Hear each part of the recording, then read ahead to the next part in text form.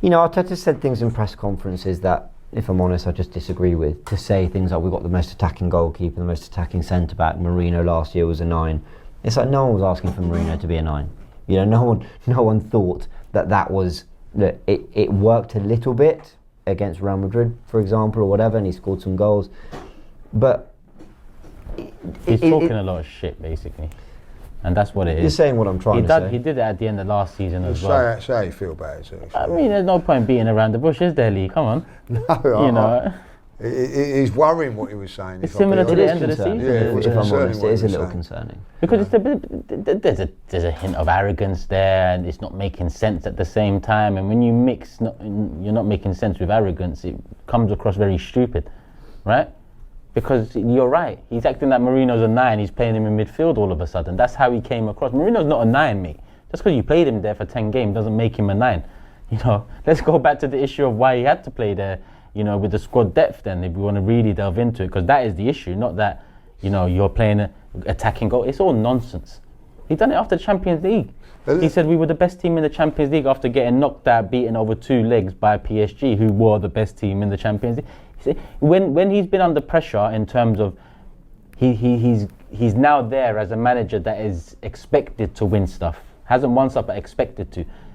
This is the end of last season and beginning of this season is the first bit of pressure he's been under media wise, and it's not really that much pressure either. It's a little question here or there. He was asked about starting Mourinho, Zubimendi and Rice against City, and look at his answers. You don't ask me against Bilbao.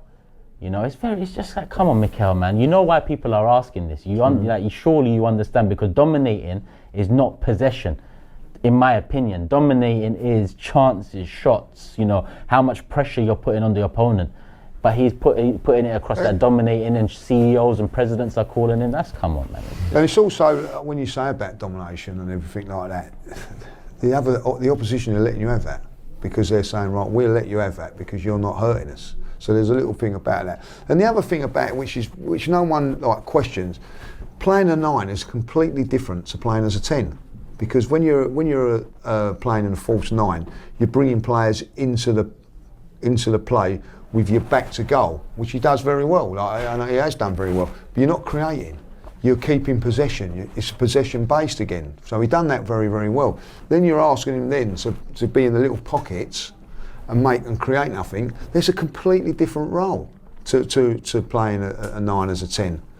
But, you know, I don't know where he goes from that point of, you know, like saying to us, well, you know, we played better in this game than we did when we beat them 5-1. You know what I mean? Come on, you've got to, you know, like just, I don't know. Take risks. Yeah, I think, how does all this leave us feeling going to Newcastle and what he'll probably do for that game? The same. So you think we're going to see Mourinho again in midfield? Well, and there will be a whole Put It to 11 video, but... Robbie's said it earlier on in the Invincibles, and I have been over there praying that Odegaard's fit for this game. I don't like the way, you know, when he was laughing and joking about the handbrake and all that, like, you know what I mean? Like, you know, we want to see Arsenal free flame. We want to see Arsenal. And listen, at the end of the day, if he goes up there in that midfield and we win 1-0, you ain't going to get the complaints. You might get the complaints that it's not entertaining and all that. But I'll tell you what, I'd rather win. I want to win. Yeah. I enjoy winning more than I do being entertained. I'll be honest. You know what I mean? Like, you know. But you know what? It's so to pause you there, yeah. And I said this yesterday on my channel. This is the 3rd season we're saying that now.